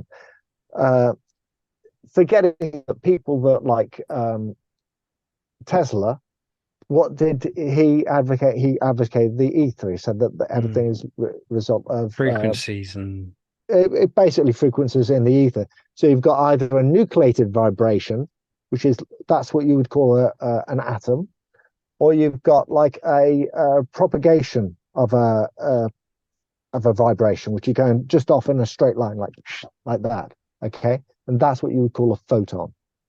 Okay, but either way, they're just things in the ether. Okay, and it's a good proof that they've lied about this stuff. And something I came across a little while ago is you may not be aware of it, but the way particle accelerators work is they fire photons. Okay, well, what happens to matter is under EM equals what's it? Energy equals MC squared. Get it right. Is this where it's either a wave or a particle when it shoots through the thing? I mean, we can forget about it. Like it's neither here nor there at the moment. But the protons, that's it, not photons. Protons is what they're firing down CERN. Okay. Now, if E equals mc squared, it means that the mass of that proton must increase as its speed increases. Okay, and eventually, when you approach light speed, you get up to a singularity. Okay. Well, in that case, how can they be firing protons down particle accelerators? They can't do it because you get a singularity every time. So how they do this, how they like wangle it, this is it's like magical thinking. To get around a contradiction, they had to invent a new set of rules. And they say, oh well, the proton loses mass as it accelerates, and it's like, it doesn't. Just to get around a contradiction in their own, in their own maths, it doesn't work. It says that it doesn't make sense, and they say, oh well, it has to lose mass. So basically, that's telling you that this, and that's all your E equals mc squared. That's a whole thing out the window. There's other things that all those things that Einstein came up with. There's like the 2 clock problem is a good example. Special relativity, where you say that there's a good example of that is you've got it'll say that something moving, the same laws apply to that as something stationary. But also they'll say that as something moves again, time slows down and it increases mass. Okay, that's essentially thing. Well, if you've got a imagine you've got a clock at the north, at one of the poles, and then you've got a clock on the equator. Okay, which clock is running faster? Because the clock on the equator is moving faster than the clock on the at the pole. Yeah. So the clock on the equator should be running slower. Okay. To the clock on the pole. Okay, in relation to it. Does the circumference make any difference? Or am I just That's being what I'm saying, pedantic because there? it's moving right, around. okay. It's moving a further Yeah. distance. Okay. But to the clock on the equator, it's stationary, and it's the pole that's moving around the clock on the at the equator. Okay, it's the pole that's moving around it. Mm. Okay, and that would be special relativity, because it doesn't matter that it's at the equator, because to its point of observation is stationary. Okay, so which clock is running faster and what clock is running slower? I would say the one at the top. And that's special relativity debunked, and all those rules in special relativity, they all collapse. People say, like, scientists will say, is like, oh, it's got all these terms and they all make sense and everything, and you're presented with this thing, you ask simple questions and they'll say, like, oh, well, that's because you don't understand it. And it's like, what they don't understand it, because they've not actually looked at the logic of what they're saying. I know that anyone that's critical of this saying, oh, you've got Dunning-Kruger, you think you know everything. It's like, no, I'm just asking basic questions. But if you can't explain this, and there's a contradiction there that doesn't make any sense, it's a problem. Einstein was that role that he took had already been written. The Mad Professor was a role that had already been written. These are placed individuals. Stephen Hawking had was it ALS, something lateral sclerosis. Well, the life expectancy of that is 2.5 years. Yeah, sorry, 2.5 years. Half the people with that would be dead. Okay, and the maximum is about 7 years. Okay, they will claim that some people have lived a long time with it, but that's kind of, it's just anecdotal. It's not. They're just trying to cover their tracks. And ALS, which he had, the life expectancy 7 years, you're long dead. Yeah, I have heard he was replaced. 55 years from diagnosis with a degenerative disease. He's meant to have lived with that. It's ridiculous. I mean, there's pictures of him where he's younger and he's got his teeth which have been worn down, and then in older life they're right up here like camel's teeth. I mean, you can't have both. They've just some guy from a nursing home they've stuck in there. It's like, it's just an actor. I know he's meant to have had. You've got to put that in the context that. Oh, well, he had kids, though, and it's like, oh, wouldn't they blow the whistle on it? It's like, well, yeah, you've got the kids. They only know what they know. How are they going to know? It's like I think he was replaced quite. Basically, I think he just signed a deal early on, where he agreed to make himself a corporate entity, and I mean, he is actually copyright. Was it Stephen Hawking? It's like a trademark, apparently. So basically, they could, once he'd done that, they could use his trademark and just put someone else in there. And so what I'm saying is, Stephen Hawking, even that book that he wrote, the Brief History of Time, I don't think it was him that wrote it. I just think this was the stand-in wrote this. Not even the stand-in wrote it. Someone wrote it pretending to be the stand-in. But why did why go to those lengths? You only go to those lengths if you want to have a different version of science put in place that that presents this version of science that everyone will believe, and that's why they've done it. And I think they did it with Einstein. You know, the story about him that he married his niece. I think what's he married his niece twice. He married the other niece after that one. Very kind of you know, people think like cuddly old man, you know, like, but it's like kind of sort of dodgy old man. Yeah. It's not a good figure, really, just a dodgy character. And all those the equations and everything. He was meant to have got also when he got the Nobel Prize, he was given it for his working out. Okay, he wasn't giving it for the original equations because they'd all been lifted from some Russian guy. Okay, so he was, to me, he was a placed individual, and he got it for his working out. Well, that's kind of problematic, seeing as he admitted that he was lousy at his maths. He couldn't do the maths on it. So it's like, you know, it's like, what did he do then? You know, it's dodgy. It's just so dodgy. But I think the whole this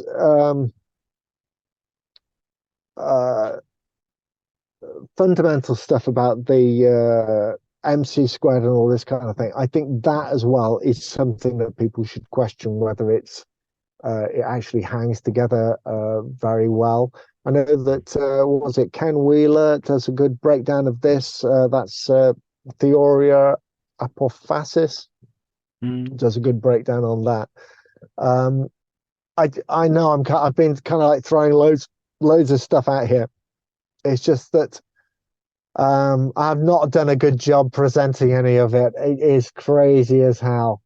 Well, to be fair, you've educated me. I mean, well, maybe not so much educated me, but you've certainly given me a lot of food for thought, and I would like to think that other people have.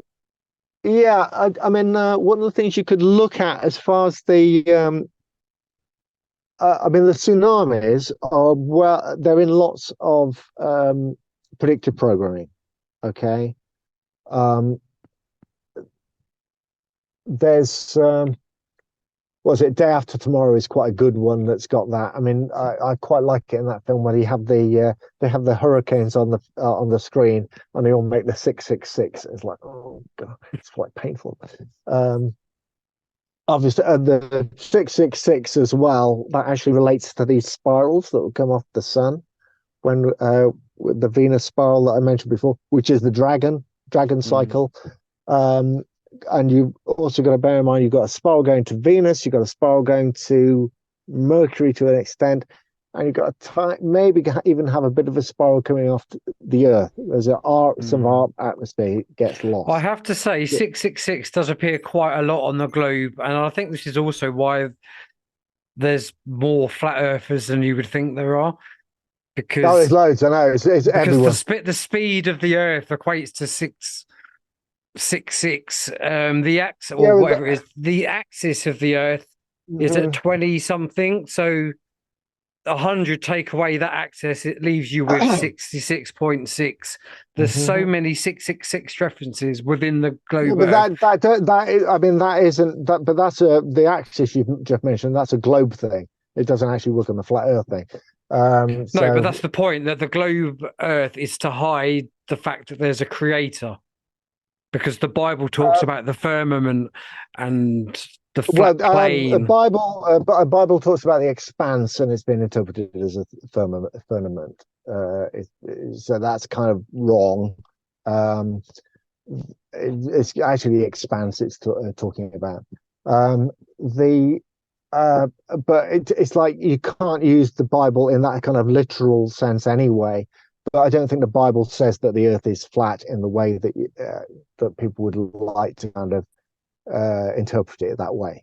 You know, it's and even if it's said that I know that the space flights had been are faked, and I agree with that. Rockets don't work very well in a vacuum.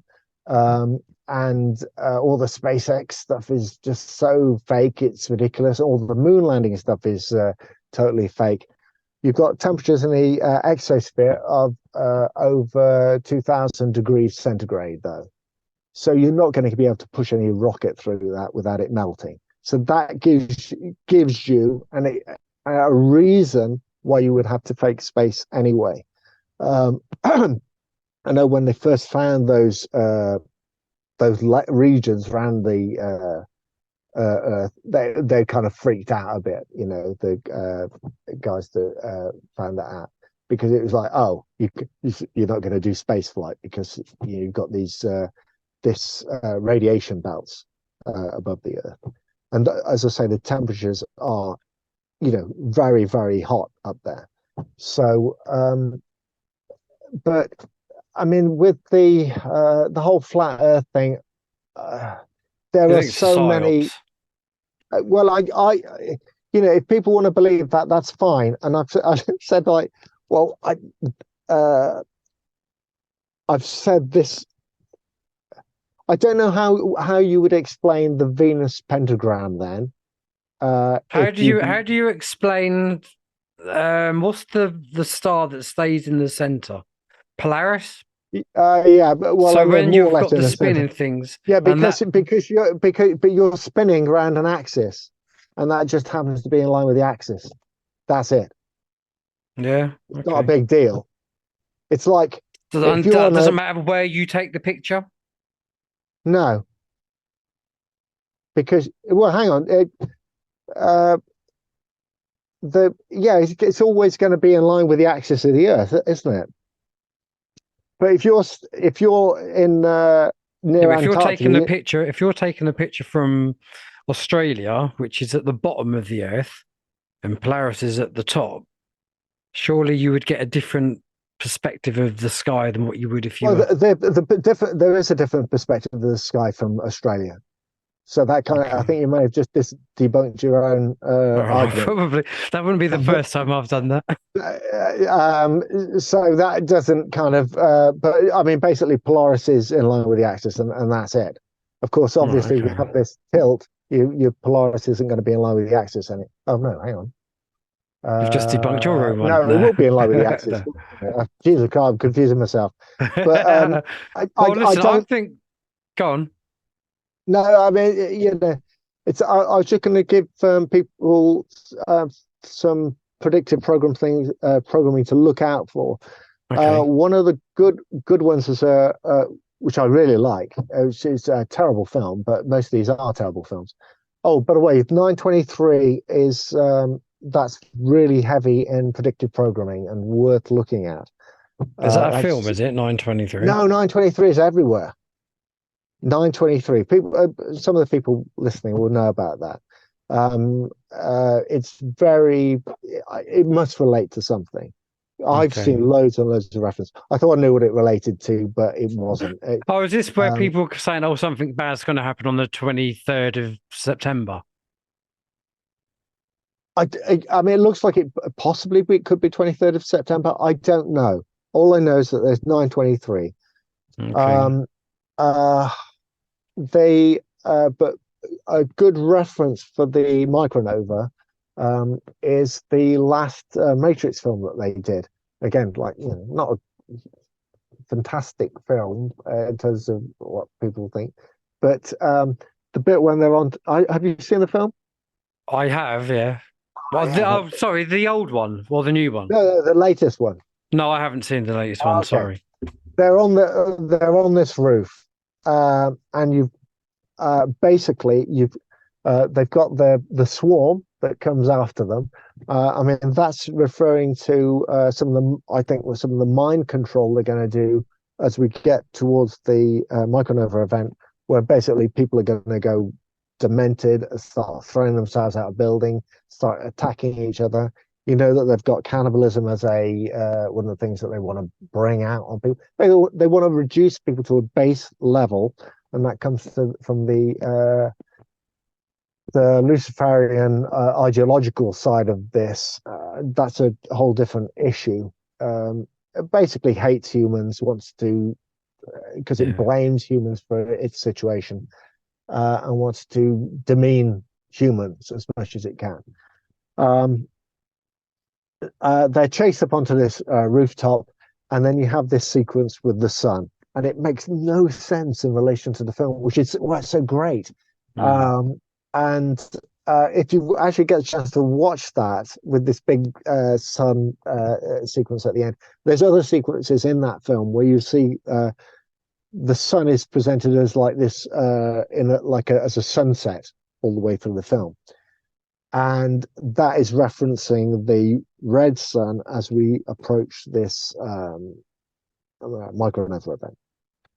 I mean, that's quite a good one to look at. There's also Tomorrowland was good as it's a terrible film again, but that references the micronova event and the tsunamis.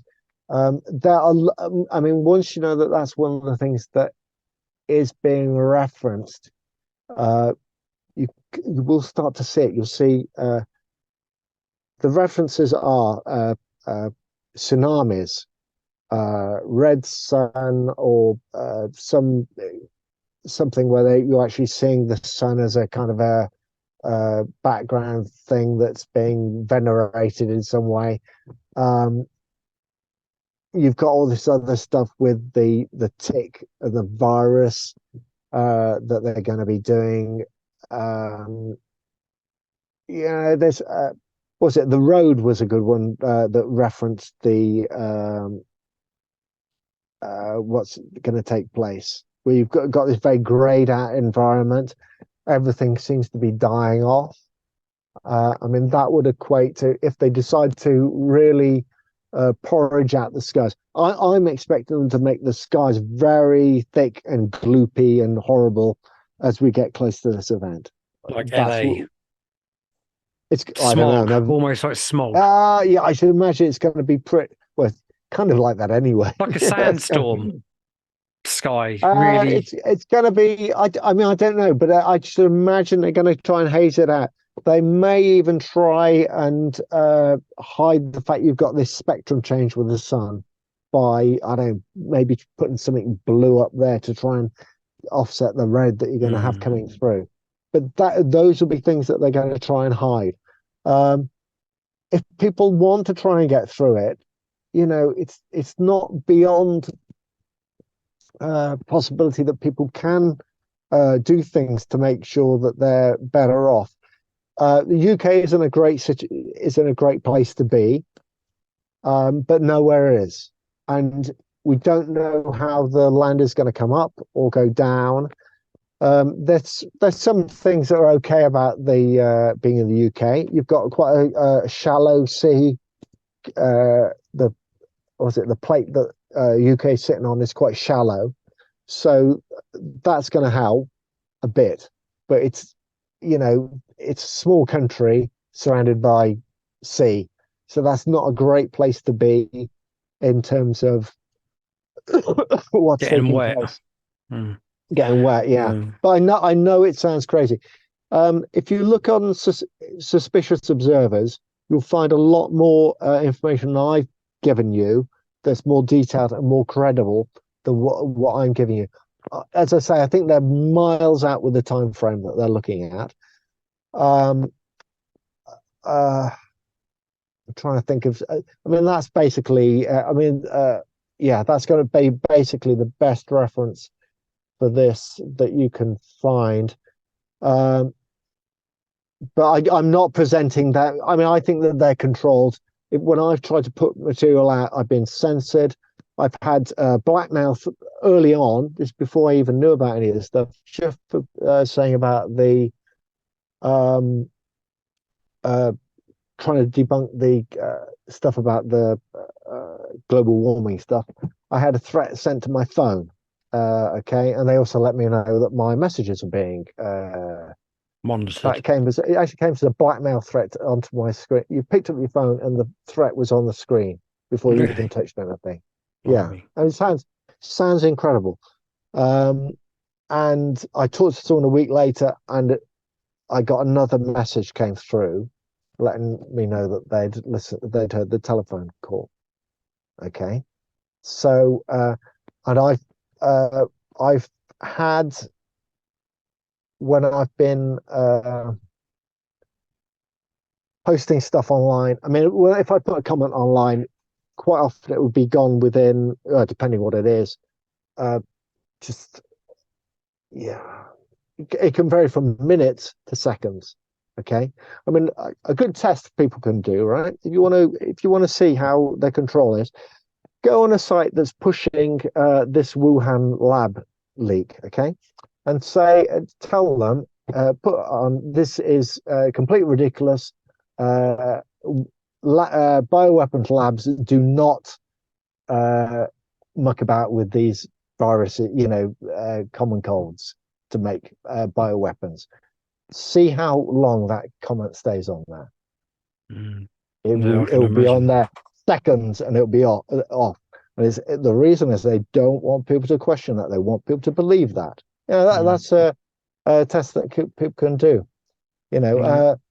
Likewise, if you want to go on websites and start to talk about the impossibility of the global warming by looking at the percentages of those gases and say what the energy capture is, see how long those comments will last on there, how long you get away with it. I've not tried putting this thing about the ticks out to see how long those messages will last on there, but they're not going to be very long. I've had instances when the security agents who will try to engage you in conversation. I'll go through this quite a long time, but they're presenting themselves as under a pseudonym, okay? And you're typing away, thinking you're having a conversation with them. And usually you can spot those quite quickly. I can say why you can spot them. I want to say why you can spot them because they've stopped doing it. And what I've done on occasion is I'll say, like, look, I'll just get bored of the conversation. I'll say, look, I know you're working for a security agency and blah, blah, blah. Consider what you're working for the wrong side. They're getting you to do this, this, and this. And it's going to be this is going to come back on you. And it's not a good role that you've put yourself in. Now, if that was a real person, I would expect them to reply to me saying you're mad. And it's like they disappear like wildfire. It's just like it's great to sort of see because you just think like, oh, you've kind of nuked them. Then I had another instance when I was having a conversation. Well, one of these conversations with someone, and I was kind of typing something on my notepad on the phone. I think, like, okay, I'm going to answer this back like this, and the guy in the conversation, it was clear that he'd just read the notepad on my phone and he was preempting what I was going to type, what my reply was. And it just let me know that that's the degree to which they're interfering. For this interview, as I said to you, I produced a video to put online, posted it up there, and it was gone within seconds, well, minutes. Perhaps you should upload it into private or unlisted and then just share out that link so it's not in the public. It's only once it goes into the public that they can do that, I believe. All right, okay. Well, I'll try doing that, and we'll see how that works. That'd be interesting. Yeah, I don't think it's going to work myself, but well, there's only one way to find out. But on that note, we're probably about 2 hours 20 minutes in. Oh my God. Okay, all right. So thank you very much. I've really enjoyed this conversation. Yeah, I know it's been hard work. The document I sent, Evidence of Madness, I have a look at it. I did put it online before, and I took it down. I don't know if I'm going to put it online again. Because I think the best thing to do there, I mean, I could even possibly do it, is upload it to something like Dropbox and then just put the link to my Dropbox in so people can click on it and download it. Yeah, it's a possibility. Okay, let me have a think about that one. Okay. Yeah, well, best of luck with it. But read Thank you. I mean, if you've got the time to read the document, there is a lot of information in there, and I have started. Have you? I'm sorry. Yeah, I have started. Yeah, first section is a bit heavy as the overview stuff gets more interesting, I think. But That's cool. yeah, it'd be nice Awesome. to be sane again because it's been a long Wouldn't time it? being. That's why they always say ignorance is bliss, because it really is. Yeah, But would you go back to being to not knowing? no, Yeah, it would be nice though, wouldn't it? it'd be It would be nice. nice. It'd be nice to have that, but it was always a fake sense of security, wasn't it? So knowledge is power at the end of the day, and I think that with the knowledge that we get, we can then give to the kids, and hopefully they will have a better chance of putting Yeah, things right as they get older. But I hope everyone yeah, watching this enjoyed it. yeah. It's been I saw really you. interesting for me. Let us know what you think in the comments. And until I speak to you Right. again, Yeah. all the best.